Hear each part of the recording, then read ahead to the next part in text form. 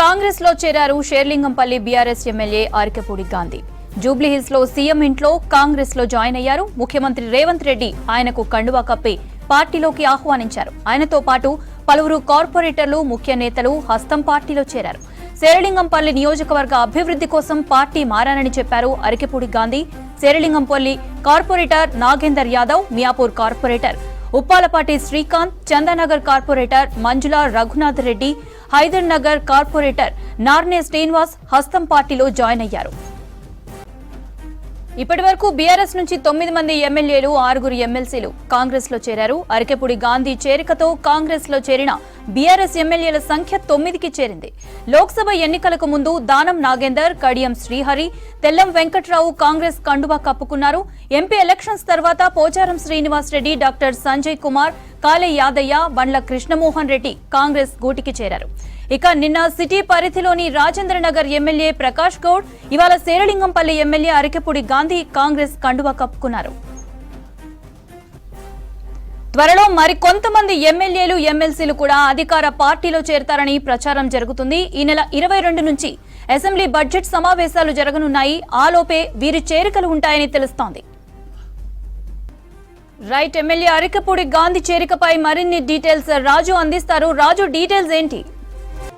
Thank you Mounitha. కొద్దిసేపటి క్రితం PCC chief CM Revanth Reddy నివాసంలో షేర్లింగంపల్లి ఎమ్మెల్యే అరికెపూడి గాంధీ కాంగ్రెస్ పార్టీలో చేరారు. ఆయనకు కాంగ్రెస్ కండువా కప్పి పార్టీలోకి ఆహ్వానించారు సీఎం రేవంత్ రెడ్డి. ఆయనతో పాటు మరికొంతమంది కాంగ్రెస్ పార్టీలో చేరారు. అరికెపూడి గాంధీ సంబంధించిన అనుచరులు కావచ్చు, కార్పొరేటర్లు కాంగ్రెస్ పార్టీలో చేరారు.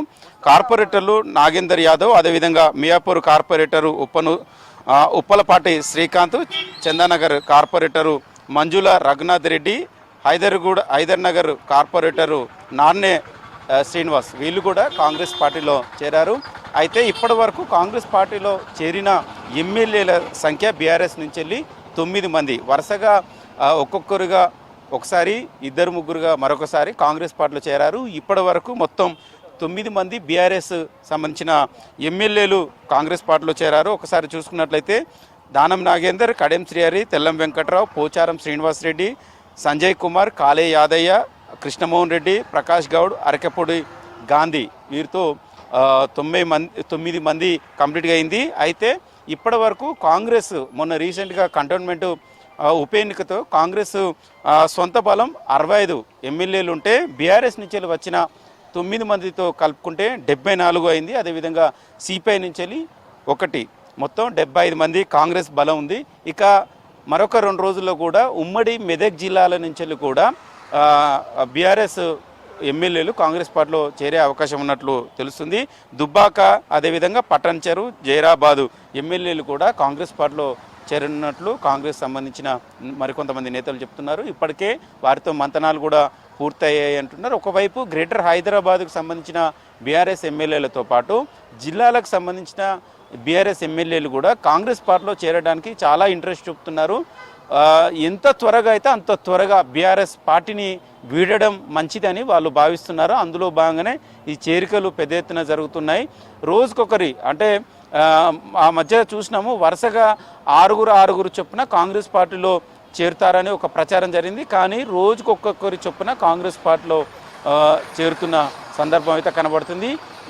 ఈ నెల 24న అసెంబ్లీ సమావేశాలు, బడ్జెట్ సమావేశాలు, ఆ లోపు పూర్తిగా బీఆర్ఎస్ సంబంధించిన ఎమ్మెల్యేలు, మెజార్టీ ఎమ్మెల్యేలు కాంగ్రెస్ పార్టీలో చేరే అవకాశం ఉంది. అయితే బీఆర్ఎస్కు మొన్న జరిగిన అసెంబ్లీ ఎన్నికల్లో 39 మంది గెలిస్తే అందులో ఒకటి బై ఎలక్షన్స్ కంటోన్మెంట్ అయితే 38 మంది బీఆర్ఎస్ ఎమ్మెల్యేలు ఉన్నారు. అందులో 9 మంది ఇప్పటివరకు చేరారు. అంటే 29 మంది బీఆర్ఎస్ ఎమ్మెల్యేలుగా ప్రజెంట్ ఉన్నారు. సో అందులో ఇంకా 20 మంది బీఆర్ఎస్ ఎమ్మెల్యేలు కాంగ్రెస్ పార్టీలో చేరితే బీఆర్ఎస్ ఎల్పీ పూర్తిగా కాంగ్రెస్లో విలీనమయ్యే అవకాశం ఉంది. కాబట్టి మిగిలిన ఎమ్మెల్యేలు కూడా ఈ అసెంబ్లీ బడ్జెట్ సెషన్స్ సమయం వరకు బీఆర్ఎస్ ఎమ్మెల్యేలు కాంగ్రెస్ పార్టీలో చేరే అవకాశం ఉంది. అప్పుడు పూర్తిగా బీఆర్ఎస్ ఎల్పీని కాంగ్రెస్లో విలీనమయ్యే అవకాశం ఉంది. బహుశా ఆ సమయంలోపు, అంటే అసెంబ్లీ బడ్జెట్ సమావేశాలు మొదలయ్యే లోపే బీఆర్ఎస్ ఎల్పీని కాంగ్రెస్లో విలీనం చేసేలాగా కసరత్తు చేస్తున్నట్టు తెలుస్తుంది. ఈ వచ్చే ఎమ్మెల్యేలు కూడా పూర్తిగా వాళ్ళ సమస్యలు, వాళ్ళ నియోజకవర్గానికి సంబంధించిన సమస్యలు కావచ్చు, అదేవిధంగా నియోజకవర్గ అభివృద్ధి సంబంధించిన అంశాలను కూడా ప్రస్తావిస్తున్నారు. ప్రభుత్వంతో కలిసి పనిచేస్తే నియోజకవర్గాలు అభివృద్ధి చెందుతాయి, అంతేకాదు బడ్జెట్ కూడా, నిధులు కూడా ఎక్కువగా విడుదలవుతాయనే ఉద్దేశంతో వాళ్ళు చేరుతున్నట్లు తెలుస్తుంది. అదేవిధంగా సీఎం రేవంత్ రెడ్డితోని గతంలో ఉన్న అనుబంధాన్ని కూడా గుర్తు చేసుకుంటున్నారు. చాలామంది నేతలు కూడా చేరే సమయంలో అదే విషయాన్ని చెప్తున్నారు.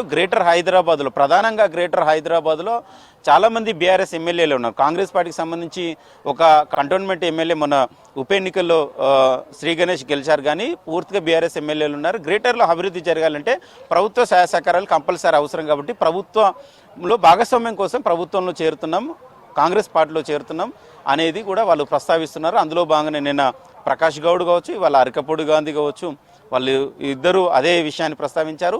మిగతా నేతలు కూడా చాలామంది గ్రేటర్ హైదరాబాద్లో బీఆర్ఎస్ ఎమ్మెల్యేలు కూడా త్వరలోనే కాంగ్రెస్ పార్టీలో చేరే అవకాశం అయితే కనబడుతుంది.